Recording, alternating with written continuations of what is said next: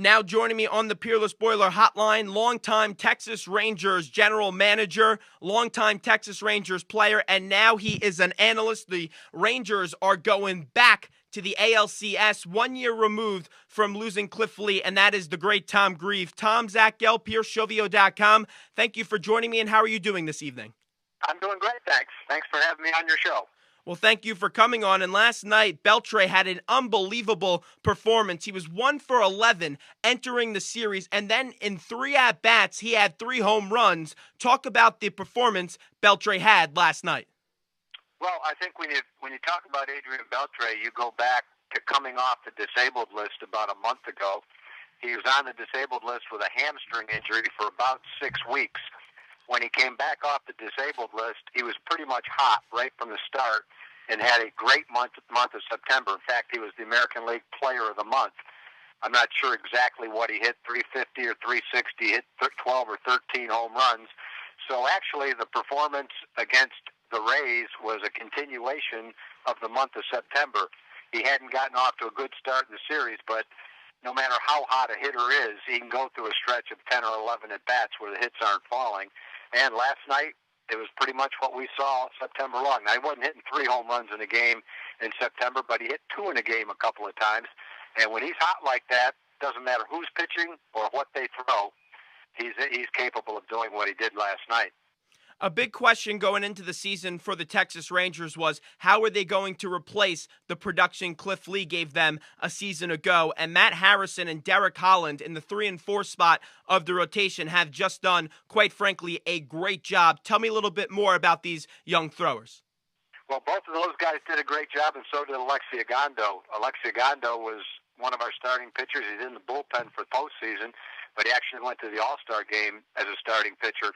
We didn't have the top of the rotation guy to match up with Cliff Lee, but C.J. Wilson did a solid job.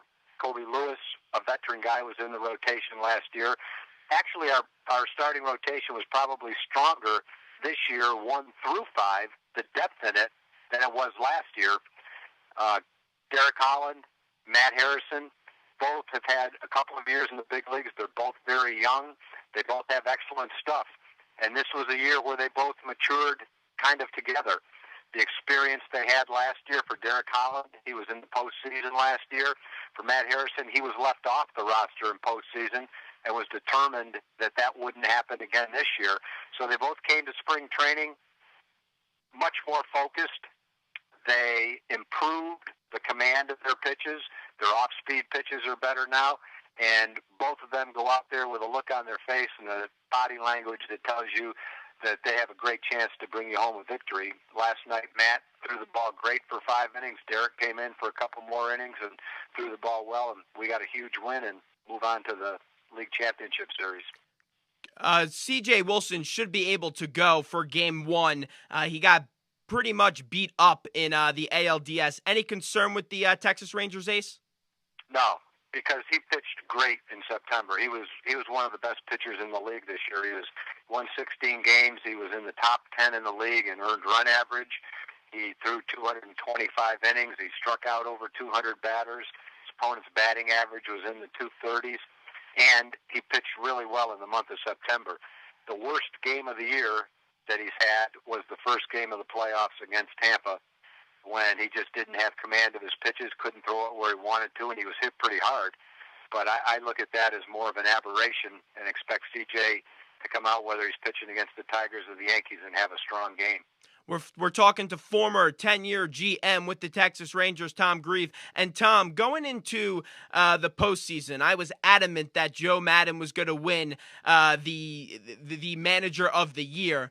But after watching the Texas Rangers and really seeing their lineup and their pitching, and I know you can't really account what happens in the postseason, the job that the Rangers have done after losing Cliff Lee, I really thought that Ron Washington should be the Manager of the Year. Who do you think will win the AL Manager of the Year? Well, I'm not sure who's going to win it, but both of those guys are great candidates. Of course, we're a little bit prejudiced because we see Ron every day, and I know the kind of job that he does. He sets the tone for the team by the way he lets them be themselves. He doesn't have many rules. He lets the players rule the clubhouse, make their own rules, and he lets them play the game. He's aggressive on the base paths. Anyone that can run has a green light. He likes them to take chances on the bases. I don't know that there's a team in the league that gets the green light on 3-0 more than our hitters do. And so he's a terrific manager to play for. He makes moves based on what his gut instinct is a lot, and I love that. He doesn't always go by the book. And so I think he's a terrific candidate for Manager of the Year.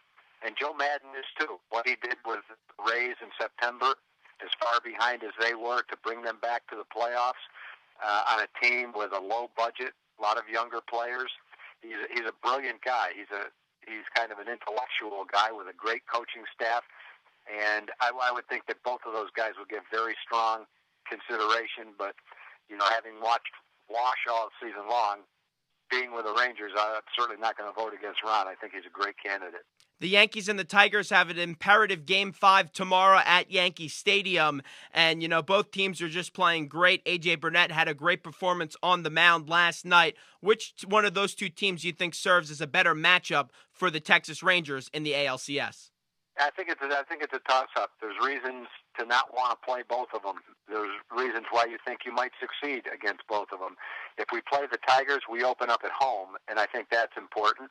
Unfortunately, when you open up at home against the Tigers, you probably face Justin Verlander, and that's no treat. We haven't played well in Detroit the last 3 years, so if we did play Detroit, starting off at home, I think would be to our advantage. We played very well against the Yankees last year. We beat them in 6 games to go to the World Series, so I think we're pretty confident when we play them. At the same time, they've got an excellent team. They've got veteran players who have been there before. They've got a terrific lineup. They've got the magic of playing in Yankee Stadium. CC Sabathia is a frontline guy for sure. And, if the rest of their guys are throwing the ball then, like they are now, especially Burnett, then Ivan Nova had an excellent start. They've got a chance to go all the way, and everybody knows that. So I'm glad we're getting a chance to play in the League Championship Series, but as far as who the best matchup is, I consider it a toss-up. We're talking to Tom Grieve. And Tom, I look at this Rangers offense, and they're just so prolific, 1 through 9. I wouldn't want to face anyone with 2 outs in the World Series facing this Rangers team. The offense has just done a phenomenal job this year. With that being said, do you see any pitching staff right now left in the playoffs being able to stop this Texas Rangers offense? Well, I think it still boils down to, you're right, we do have a great offense, and we're not just a team that's built around the home run.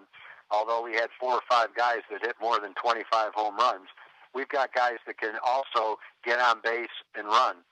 You look at the top of our order, and Ian Kinsler starts the lineup off. He hit 32 home runs, but he also walked 90 times, stole something like he stole 30 out of 33 or 34 bases, so he can really run. Elvis Andrus is growing into the role of the second-place hitter in our lineup. He's now been in the big leagues for 3 years. He hit about 280. I think Elvis stole 35 or 40 bases himself. So we've got guys at the top of the lineup that can run and make things happen, so that on the nights when the home run ball's not there, we can still score runs. All the teams in the playoffs are in the playoffs because they have excellent pitching. And when you face any of the pitchers in the postseason, if they're at the top of their game, then you're going to have a harder time scoring. You hope you get a guy when he's not at the top of the game. He makes some mistakes, like yesterday with Jeremy Hellickson. Even though he's a rookie, he's a good rookie, and we just got 3 solo home runs against him. So I think no matter who you're facing, if they're throwing the ball well, the staffs in the postseason can shut down any lineup. I think we're a tougher lineup to shut down than almost any other lineup because we've got such a blend of power and speed and hitting for average and a lot of different ways we can score. I think we bring more problems to the game for other pitchers than any other team. Let's look at the NL real quick. Who do you see going to the NLCS? I know the Phillies and the Cardinals are playing right now, and the Brewers and the D-backs square off tonight. Well, I guess I'd probably join the bandwagon and say it's pretty tough to bet against the Phillies with their starting rotation. But at the same time, if you play the Brewers, you're going to have an almost impossible time beating them at home. Their home record is so great. The Cardinals, no one expected them to be here, but here they are. They're still playing, and they're still battling. So, you never know about them.